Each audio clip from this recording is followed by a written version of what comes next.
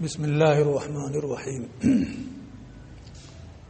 وَأَمَّا إِذَا كَانَتِ الْعِدَّةُ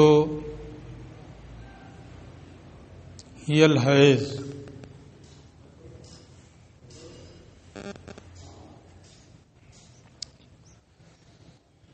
بات یہ چل رہی تھی کہ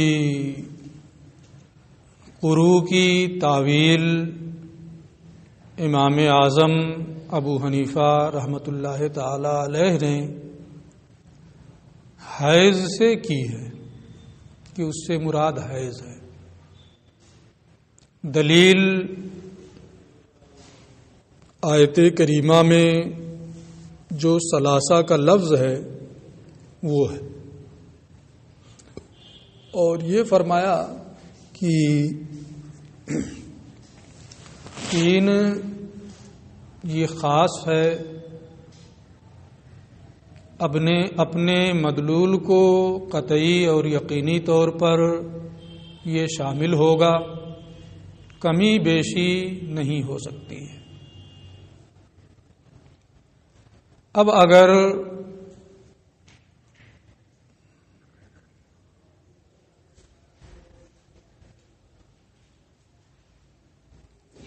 شوہر بیوی کو طہر میں طلاق دے، جیسا کہ طہر ہی میں طلاق دینا مشروع بھی ہے، تو طہر ہی عدت بھی ہو، جیسا کہ امام شافعی نے قروء سے طہر مراد لیا ہے۔ تو اگر اس طہر کو شمار کریں گے تو مکمل 3 طہر نہیں بلکہ 2 اور تیسرے کا بعض ہوگا، اور اگر جس طہر میں طلاق دیا ہے شوہر نے اسے شمار نہیں کریں گے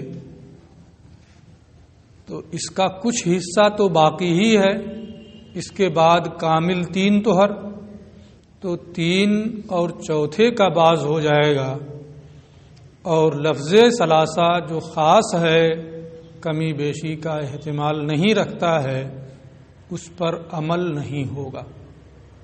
2 اعتراض لازم آ رہا ہے، یا تو کمی ہو جا رہی ہے یا زیادہ ہو جا رہا ہے نا؟ جب طہر لیں گے تو یہ دونوں خرابیاں لازم آئیں گی۔ یہ یہاں تک بیان کر چکے تھے۔ آگے یہ کہتے ہیں لیکن اگر قروء سے طہر مراد حیض مراد لے لیں، جیسا کہ امام اعظم نے قروء سے حیض ہی مراد لیا ہے، تو نہ کمی ہوگی نہ زیادتی ہوگی۔ وَأَمَّا إِذَا كَانَتِ الْعِدَّةُ هِيَ الْحَيْضُ، لیکن جب عدت حیض کو مانے، حیض کے ذریعے سے عدت گزارے گی، قروء سے حیض مراد ہے۔ وَالطَّلَاقُ فِي الطُّہر، اور طلاق دینا طہر ہی میں مشروع ہے۔ یہاں کوئی یہ کہہ سکتا تھا کہ اگر کسی نے حیض ہی میں طلاق دے دی تو آپ پر بھی تو یہ اعتراض ہوگا کہ اس حیض کو یا تو شمار کریں گے یا شمار نہیں کریں گے۔ اگر شمار کریں گے تو 3 مکمل نہیں ہوگا، کیونکہ اس حیض کا کچھ حصہ گزر چکا ہے، اور اگر شمار نہیں کریں گے تو 3 سے زیادہ ہو جائے گا، کیونکہ اس کا کچھ حصہ باقی ہے۔ تو طہر والی صورت پر جو آپ نے امام شافعی پر الزام قائم کیا ہے، حیض والی صورت میں، حیض مراد لینے کی صورت میں وہی الزام تو آپ پر بھی ہوگا۔ کوئی کہہ سکتا کہ نہیں کہہ سکتا؟ اس کا انہوں نے یہ جواب دے دیا کہ حیض میں طلاق دینا مشروع ہی نہیں ہے، طلاق تو طہر میں دینا مشروع ہے نا، اس لیے آپ کا یہ اعتراض بھیجا ہے۔ ہم نے جو امام شافعی پر الزام قائم کیا ہے اس لیے کہ طہر میں طلاق دینا مشروع ہے، ان کا بھی قول ہے، ہمارا بھی قول ہے، بالاجماع سب کا یہی قول ہے نا، لیکن حیض میں طلاق دینا یہ مشروع ہی نہیں۔ طلاق پڑ جائے گی الگ چیز ہے، رجعت کرنا واجب ہے الگ چیز ہے، گنہگار ہوگا یہ الگ چیز ہے۔ لیکن صاحب شریعت نے اس کی اجازت نہیں دی ہے نا. اس لیے طلاق وہ مشروع طریقے پر طہر ہی میں دے گا. مشروع طریقے پر دینے کے باوجود بھی یا تو 3 سے کم ہو جا رہا ہے یا 3 سے زیادہ ہو جا رہا ہے نا. اور حیض میں اگر طلاق دے گا تو وہ مشروع طریقے کے خلاف ہے, لہذا خلاف کر رہا ہے تو کچھ نہ کچھ تو ہوگا ہے نا. بات سمجھ میں آ رہی ہے؟ اسی کا یہ جواب دے رہے ہیں کہ اور جب عدت حیض ہو یعنی قروء سے حیض مراد لیں, والطلاق فی الطہر, اور طلاق طہر میں مشروع ہے نا. جواب ہو گیا جو میں نے بتایا. لم یلزم شیء من المحظورین, تو دونوں خرابیوں میں سے کوئی خرابی لازم نہیں آئے گی. یعنی اگر حیض مراد لیں گے تو نہ کمی ہوگی اور نہ زیادتی ہوگی. جو طہر مراد لینے کی صورت میں کمی اور بیشی ہو رہی تھی, حیض مراد لینے کی صورت میں وہ دونوں چیزیں کمی اور بیشی والی دونوں صورتوں میں سے کوئی صورت متحقق نہیں ہوگی, لازم نہیں آئے گی. ٹھیک ہے. بل تعد ثلاث حیض بعد مزید طہر الذی وقع فیہ الطلاق, بلکہ عورت 3 حیض عدت گزارے گی اس طہر کے گزرنے کے بعد جس میں طلاق پڑی ہے. جس طہر میں شوہر نے طلاق دی اس کے بعد ہے نا 3 حیض وہ عدت گزارے گی, مکمل طور پہ 3 حیض ہو جائیں گے, ثلاثہ پر عمل ہو جائے گا, نہ کمی ہوگی نہ زیادتی ہوگی. یہ بات یہاں پوری ہو گئی. اب آگے یہ کہتے ہیں کہ وقد قیل, ہمارے بعض علماء احناف نے یہ کہا ہے, جو یہ کل کہہ رہے تھے ہے نا, اسی کی طرف یہ اشارہ کر رہے ہیں. اگر میں نے کل کی ان کی بات جو سمجھی ہے وہی یہ کہنا بھی چاہتے تھے تو ہے نا, لیکن یہ کہنے کا انداز دوسرا تھا اور یہ دوسرے نہج پر بھی اس کو کہہ رہے تھے, اس لیے میں یہاں تھوڑا سا اور واضح لفظ میں کہہ رہا ہوں ہے نا. وقد قیل, ہمارے بعض علماء احناف نے کہا ہے, امام شافعی نے نہیں. یہاں قد قیل کا کیا مطلب ہے؟ ہمارے بعض علماء احناف نے کہا ہے, امام شافعی نے نہیں کہا. یہ ان کی طرف سے نہیں ہے نا. ایک دلیل علماء احناف کی طرف سے تو گزر گئی کہ طہر نہیں حیض مراد ہے نا, ثلاثہ کے لفظ کے ذریعے سے ہے نا. اور بعض علماء احناف نے دوسرے طریقے پر اس کو ثابت کیا ہے اور امام شافعی پر الزام قائم کیا ہے نا. اس کو اب یہ یہاں سے بتا رہے ہیں. اور بعض علماء احناف نے یہ کہا ہے ان ھذا الالزام علی الشافعی, امام شافعی رحمۃ اللہ تعالی علیہ پر یہ الزام یعنی کمی ہونے یا زیادہ ہونے کا الزام جس طرح لفظ ثلاثہ سے ثابت کیا بتایا گیا کہ یہ لازم آ رہا ہے, ممکن ہے ان یستنبط من لفظ قروء بدون ملاحظت قولہ ثلاث کی طرف نظر کیے بغیر لفظ قروء ہی سے اس کو مستنبط کیا جائے, اس کو اخذ کیا جائے. یعنی ایک تو ثلاثہ کو دیکھ کر کے آپ یہ کہیں کہ کمی ہو رہی ہے, ثلاثہ کو دیکھ کر آپ کہیں کہ زیادہ ہو رہا ہے.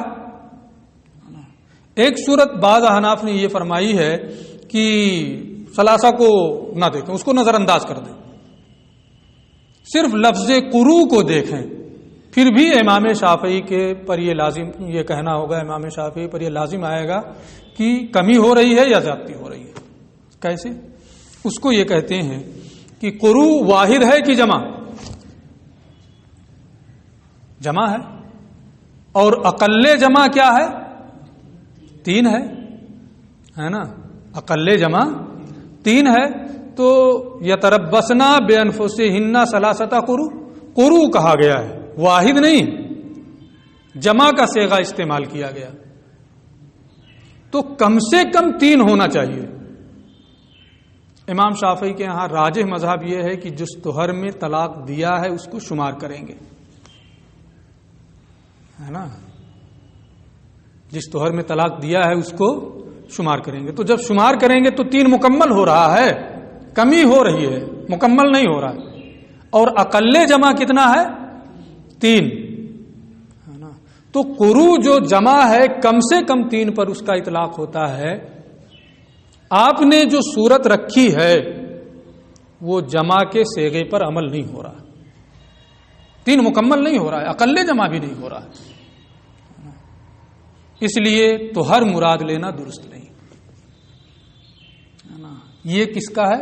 بعض احناف نے امام شافعی کے مذہب پر الزام قائم کرتے ہوئے یہ طریقہ اختیار کیا ہے.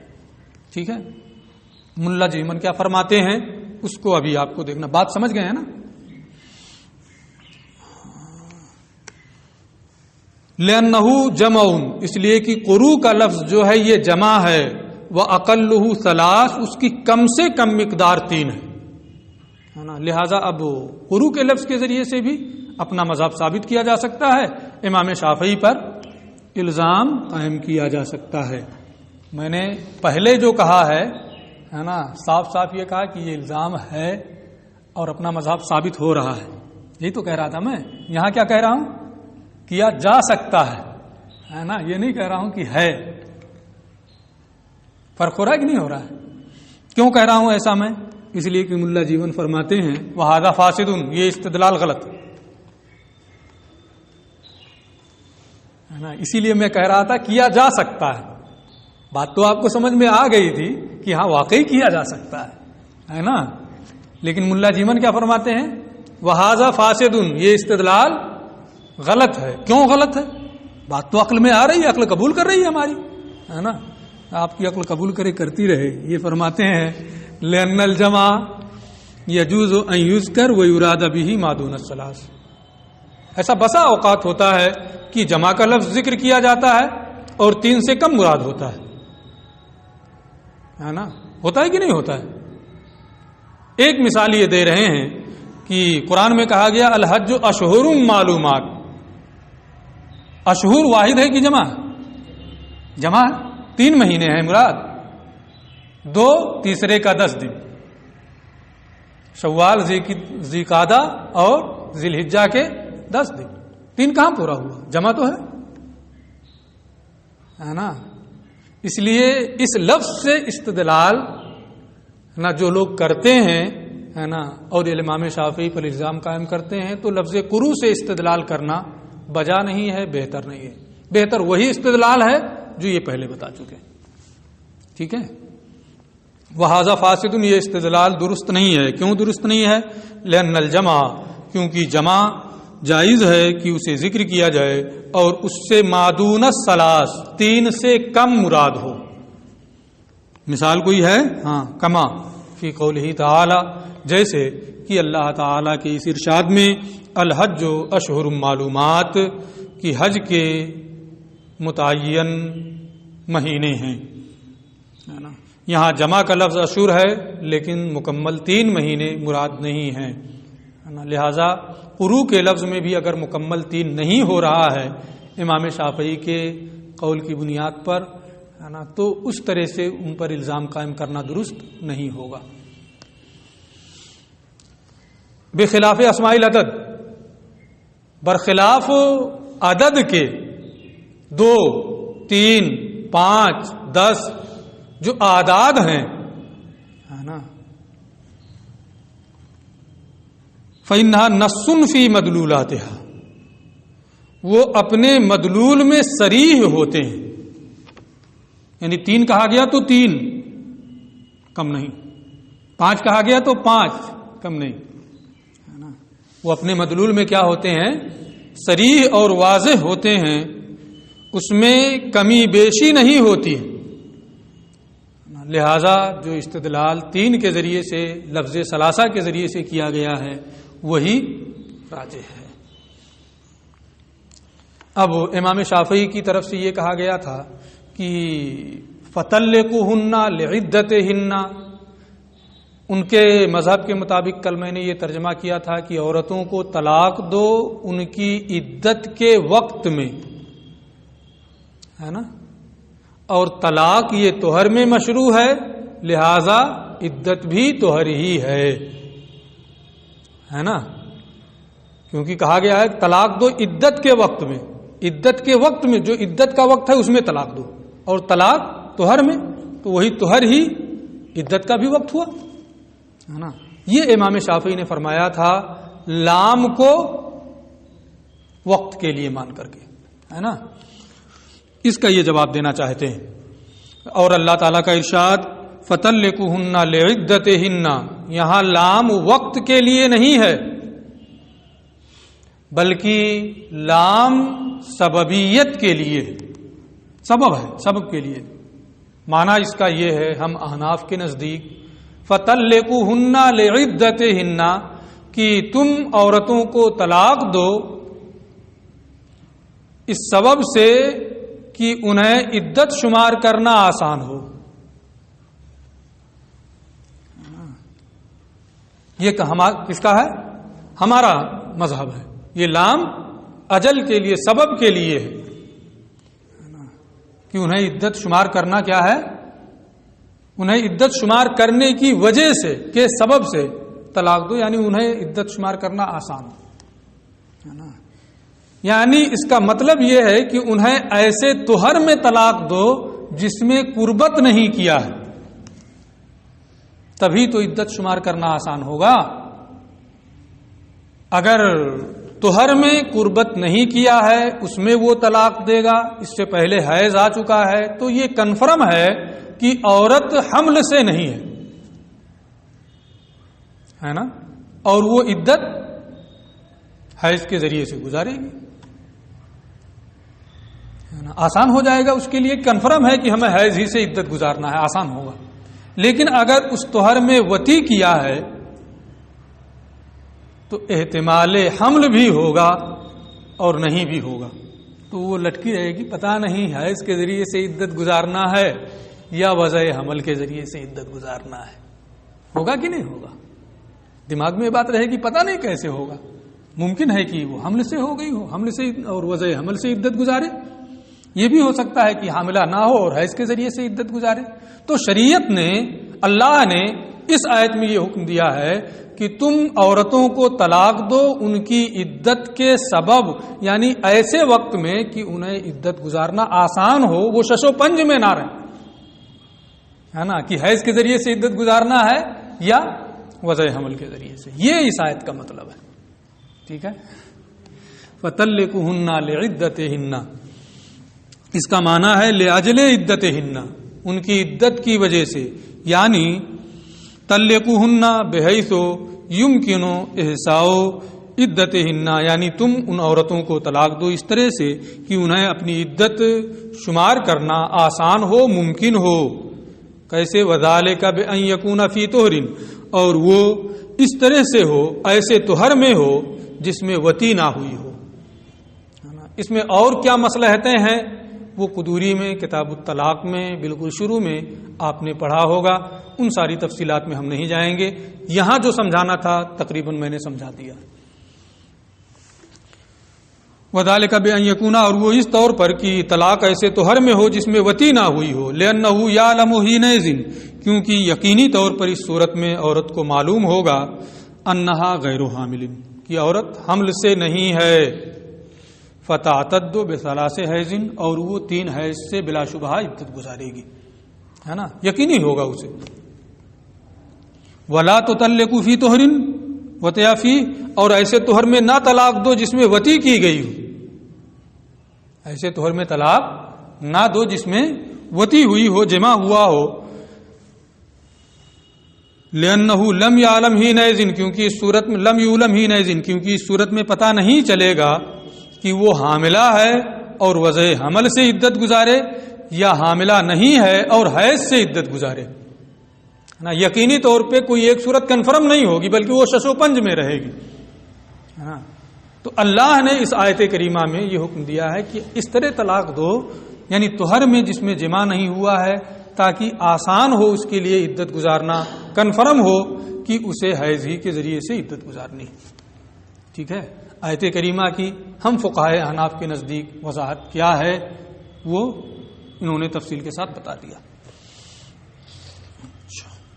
وقدا اور یوں ہی لا تطلقوا فی الحیض، حیض میں بھی طلاق نہ دو. اس آیت کا ایک مطلب یہ بھی ہے.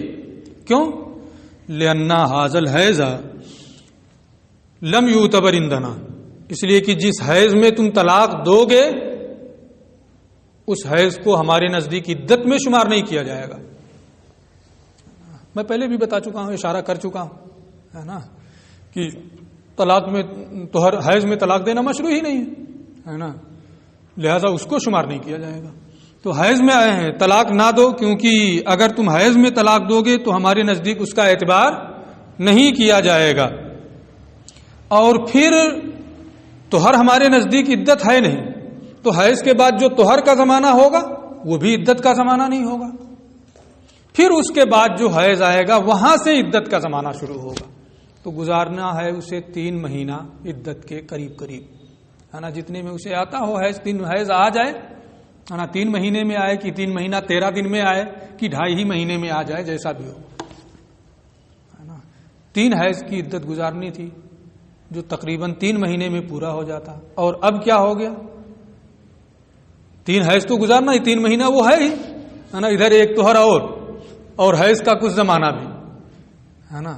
تو عدت دراز ہو گئی، زیادہ دن تک اسے انتظار کرنا پڑے گا، مشقت میں پڑے گی. اس لیے اس آیت کا ایک مطلب یہ بھی ہے کہ حیض کے زمانے میں طلاق نہ دو، کہ عورت پر بوجھ نہ ہو جائے اور اس کی عدت کا زمانہ دراز نہ ہو جائے. ٹھیک ہے. اور یوں ہی عورتوں کو طلاق نہ دو حیض کے زمانے میں، کیونکہ اس حیض کو ہمارے نزدیک شمار نہیں کیا جائے گا، اور نہ ہی اس طہر کو جو اس سے متصل ہے. فَيَنبَغِي أَن يُحْتَسَبَ فِيهِ ثَلَاثُ حَیضٍ أُخَرَ، تو اب عورت اس صورت میں دوسرے 3 حیض شمار کرے گی اس کے بعد، طہر کے بعد. فَتَطُولُ الْعِدَّةُ، تو عورت کی عدت کیا ہو جائے گی؟ دراز ہو جائے گی نا. کہاں 3 مہینے تھے، اب 4.5 مہینے کے قریب ہو جائیں گے. فَتَطُولُ الْعِدَّةُ عَلَيْهَا بِلَا تَقْرِیب، تو عورت پر عدت دراز ہو جائے گی، اس لیے حیض کے زمانے میں طلاق دینے سے منع کیا گیا. ٹھیک ہے، یہ بات پوری ہو گئی. اب یہ کہتے ہیں، صرف اشارہ کر رہے ہیں، ثُمَّ لِكُلٍّ مِنَّا وَمِنَ الشَّافِعِيِّ، پھر ہماری جانب سے اور امام شافعی کی جانب سے اس بحث میں، فی هذا المقام، اس بحث میں قرائن، بہت سے قرائن ہیں جو نفس آیت ہی سے، خود آیت ہی سے مستنبت ہوتے ہیں متعدد طریقوں سے. یعنی ہر ایک کے لیے الگ الگ قرینے ہیں کہ وہ ان قرائن سے اپنا مذہب ثابت کرتا ہے. امام شافعی کے پاس بھی قرائن ہیں، ان قرائن کی بنیاد پر وہ اپنا مذہب ثابت کرتے ہیں. ہمارے پاس بھی بہت سے قرائن ہیں، ان قرائن سے بھی ہم اپنا مذہب ثابت کرتے ہیں. سب کو یہاں انہوں نے نہیں بیان کیا. ایک صورت ثلاثہ والی بیان کر دی. قروء کی ایک صورت تھی کہ قروء سے استدلال کیا جائے، تو اس کو کہہ دیا کہ یہ فاسد ہے. باقی قرائن جو ہیں، کہتے ہیں اگر آپ مزید تفصیل چاہتے ہیں تو ہم نے یہاں ان سب تفصیلات کو ذکر نہیں کیا ہے. وقت ذکرتھا فی التفسیرات الاحمدیہ، میں نے اپنی کتاب تفسیرات احمدیہ میں اسے بیان کر دیا ہے، بالبسط والتفصیل، پوری تفصیل کے ساتھ. فطالعھا ان شئت، اگر آپ کو شوق ہے تو پڑھ لیجئے وہ کتاب، ہے نا. میں دونوں کا ایک ایک قرینہ آپ کو بتا دیتا ہوں، ہے نا، ایک ایک. صرف امام شافعی کا ایک قرینہ یہ ہے جو کل بھی آپ لوگ اشارتاً کہہ رہے تھے.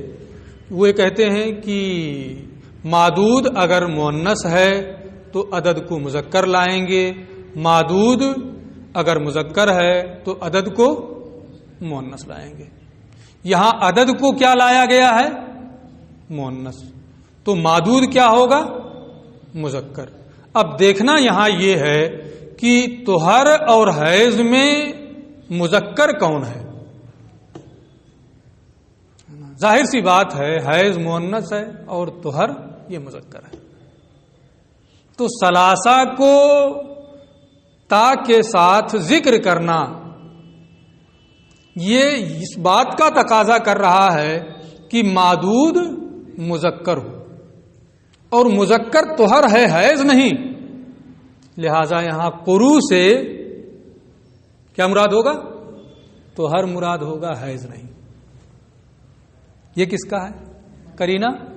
امام شافعی رحمۃ اللہ تعالی علیہ کا۔ ممکن ہے یہی قرینہ آپ نے اصول الشاسی میں پڑھا ہو، ہے نا؟ میں نے بہت مختصر بتایا ہے، ہو سکتا ہے اس میں تفصیل ہو، لیکن ہماری بات آپ سمجھ گئے ہوں گے، ہے نا؟ ہمارے فقہائے احناف نے اس کے بارے میں یہ کہا ہے کہ آپ قرینہ بتا رہے ہیں، ٹھیک ہے، ہر کوئی اپنے اعتبار سے قرینہ بتاتا ہے، لیکن سامنے والا مان بھی لے، یہ الگ بات ہے نا؟ آپ نے ایک قرینہ بتایا لیکن ہم نہیں مانتے۔ کیوں نہیں مانتے؟ اتنا صاف قرینہ۔ اس کی وجہ یہ ہے کہ لغوی جو ہوتے ہیں، اہل لغت، نحوی جو ہوتے ہیں، وہ لفظ سے بحث کرتے کہ یہ لفظ مذکر ہے کہ مؤنث ہے، اس کا معنی مذکر ہے کہ مؤنث ہے، اس سے ان کو کوئی مطلب نہیں۔ اور لفظ کے اعتبار سے جیسے طہر مذکر ہے ایسے حیض مذکر ہے، لفظی طور پہ، ہے نا؟ لفظی طور پہ جیسے طہر مذکر ایسے حیض مذکر، ہے نا؟ اس لیے ہے نا نحوی لفظ سے بحث کرتے ہیں، تو اب یہاں طہر اور حیض دونوں لفظی طور پہ مذکر ہیں، ہے نا؟ اور جب دونوں مذکر ہیں تو انہی دونوں کا اعتبار کرتے ہوئے ثلاثہ آیا ہے، لہذا عدد معدود کے ضابطے کے پیش نظر نہ طہر کو متعین کیا جا سکتا ہے اور نہ حیض کو، ہے نا؟ یہ ہمارے فقہائے احناف نے اس کا جواب دیا ہے۔ ان کا ایک قرینہ ہو گیا، اب اپنا بھی ایک قرینہ سن لیں، بس ہم اپنی بات پوری کر دیں کہ آقا کریم صلی اللہ تعالی علیہ وسلم نے حدیث پاک میں ارشاد فرمایا ہے، طلاق الامت تطلیقتان وعدتها حیضتان، بادی کی طلاق 2، عدت 2 حیض، ہے نا؟ کیا فرمایا؟ وعدتها حیضتان، اس کی عدت 2 حیض، طہرتان نہیں کہا، اس کی عدت 2 حیض ہیں۔ اس سے معلوم ہوا کہ قرآن شریف کے ذریعے سے تفسیر، حدیث کے ذریعے سے قرآن کی تفسیر تو ہوگی،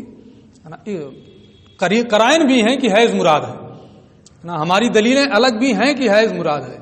یہ ایک قرینہ بھی ہے کہ قروء سے کیا مراد ہے؟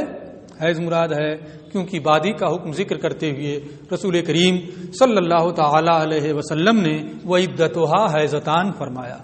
باقی اس حدیث سے متعلق تفصیلات آپ نے قدوری میں پڑھی ہوں گی کہ یہ 2 کیوں ہیں، ہے نا؟ 1.5 ہونا چاہیے، تنصیف ہوتی ہے نا اس کے حق میں، نعمتوں میں بھی تنصیف ہوتی ہے اور عقوبتوں میں بھی تنصیف ہوتی ہے غلام اور باندی کے حق میں، تو کتنا ہونا چاہیے؟ 1.5 ہونا، طلاق بھی 1.5 اور عدت بھی 1.5، لیکن 1.5 کے بجائے 2، کیوں؟ اس لیے کہ طلاق اور کیا نام حیض میں تجزی نہیں ہے، وہ قابل تجزی نہیں ہے نا، اس لیے اس کو 2 پورا کر دیا گیا۔ اچھا، یہ بات پوری ہو گئی۔ اب آگے یہ کہتے ہیں